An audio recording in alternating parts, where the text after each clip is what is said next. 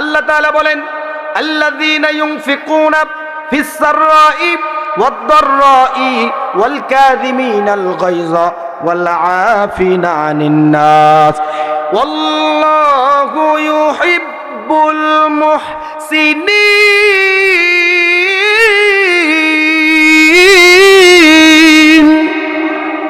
আল্লাহ তাআলা বললেন, ওয়া আহসিনু ইন্নাল্লাহা ইউহিব্বুল মুহসিনিন। আল্লাহু আকবার। আল্লাহ বলে তোমরা ইহসান করো, মানুষকে দয়া করো, মানুষের প্রতি সদয় হও, মানুষের প্রতি মহব্বত করো, ভালোবাসো। ইন্নাল্লাহা ইউহিব্বুল মুহসিনিন, নিশ্চয় আমার আল্লাহ তাআলা যারা ইহসান করে, মুহসিনুন তাদেরকে ভালোবাসে। ইহসানটা কি? একদিন জিবরিল আমিন আমার নবীজির কাছে আসলেন।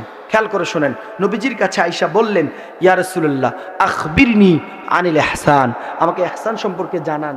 এই কথা বলার পরে জিবরিলকে রাসূলুল্লাহ বললেন, আনতা আবুদাল্লাহ কাআন্নাকা তারাহু ফাইন লাম তাকুন তারাহু ফাইন্নাহু ইয়ারাক।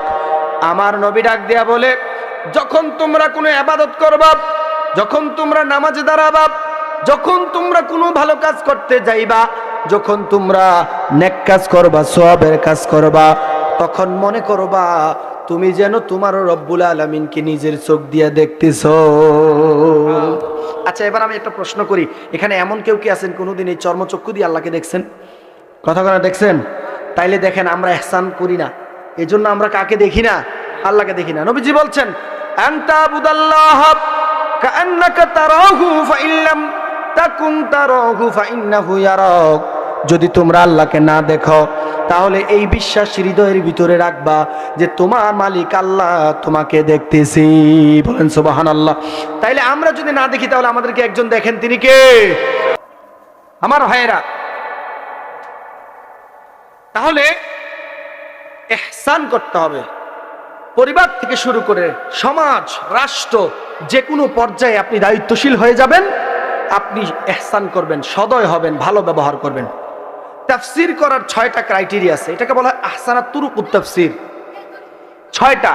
একটা হচ্ছে তাফসীরুল কোরআন বিল কোরআন, তাফসীরুল কোরআন বিল হাদিস। প্রথমে যে ওয়াহসিনু ইন্নাল্লাহা ইউহিব্বুল মুহসিনিন, এটার প্রথম ব্যাখ্যাটা করলাম তাফসীরুল কোরআন বিল হাদিস দিয়ে। এবার করব তাফসীরুল কোরআন বিল কোরআন। এই কোরআন দিয়ে কোরআনের তাফসীর হবে। ইহসান কাকে বলে এবার আমার আল্লাহ নিজেই বয়ান করতেছে আরেক আয়াতে। বলেন সুবহানাল্লাহ। আল্লাহ তাআলা বলেন, আল্লাযীনা ইউনফিকুনা ফিস সাররাই ওয়াদ-দাররাই ওয়াল কাযিমিনাল গায়যা ওয়াল আফিনা আনিন নাস ওয়াল্লাহু ইউহিব্বুল মুহসিনিন।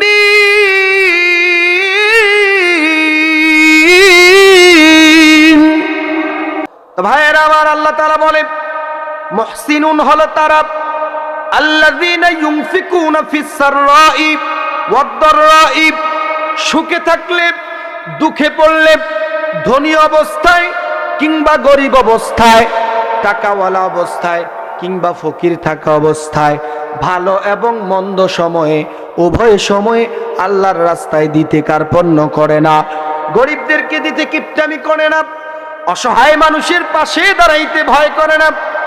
এই গুণের মানুষ যারা, তাদেরকে আল্লাহ বলেন মুহসিনুন, তারা হলো ইহসান করনেওয়ালা। 2 নম্বর হলো ওয়াল কাযিমিনাল গায়যা, যে ব্যক্তির রাগ ওঠার পরে রাগকে সংবরণ করতে পারলো, রাগকে দমন করতে পারলো, ওই ব্যক্তি হলো মুহসিন। 3 নম্বরে হলো ওয়াল আফিনা আনিন নাস, রাগ ওঠার পরে মানুষের উপরে চরম পর্যায়ের রাগ যখন উঠে গেল, এমন অবস্থায় ওই মানুষটাকে ক্ষমা করে দিতে পারে। যে 3টা গুণ। 1 নাম্বার হলো সচল এবং অচল অবস্থায় আল্লাহর রাস্তায় দেয়। 2 নাম্বার হলো রাগকে দমন করে। 3 নাম্বার হলো মানুষকে ক্ষমা করে দেয়। এই 3টা গুণ যেই বান্দার মধ্যে আছে রে, আমার আল্লাহ বলে এই বান্দা হলো মুহসিন। আর মুহসিনুন বান্দাদেরকে আমি আল্লাহ হাসরের ময়দানে ডান হাতে আমলনামা দিব, হিসাব সহজ করে দিব, আরশের নিচে জায়গা দিব। তাদের জন্য আমার বানানো বহুল প্রতীক্ষিত সব চাইতে বেশি নাজ নেয়ামত দেওয়া জান্নাতুল ফিরদাউস, ওই জান্নাত তাদের জন্য আমি আল্লাহ বাড়ি হিসেবে তাদেরকে গিফট করে দিব। বুঝতেছেন আমি গল্প বলতেছি না বাবা, কোরআনের তাফসীর। গল্প শুনতে শুনতে কান আমাদের জ্যাম হয়ে গেছে, ঠিক না? প্রচুর গল্প ওয়াজের মাহফিলে। আল্লাহকে ভালোবাসার জন্য আপনাকে কি করতে হবে? 1 নাম্বার, আল্লাহর রাস্তায় সচল এবং অচল অবস্থায় দিয়ে দিতে হবে। 2 নাম্বার হলো,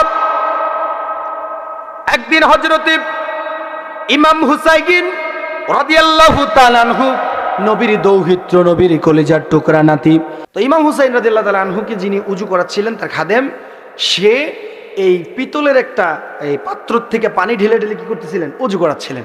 এমন সময় ইমাম হুসাইন কিতা কখনো লেগে দেয়নি, মাথাটা আলগি দিছিল। এইটার মাথাটা লাগিয়া ইমাম হুসাইন রাদিয়াল্লাহু তাআলা আনহুর একটা দাঁত ভাঙে গেছে। বলেন সেত উঠবো?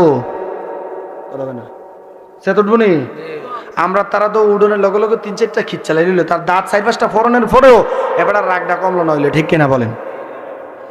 যখন ইমাম হুসাইনের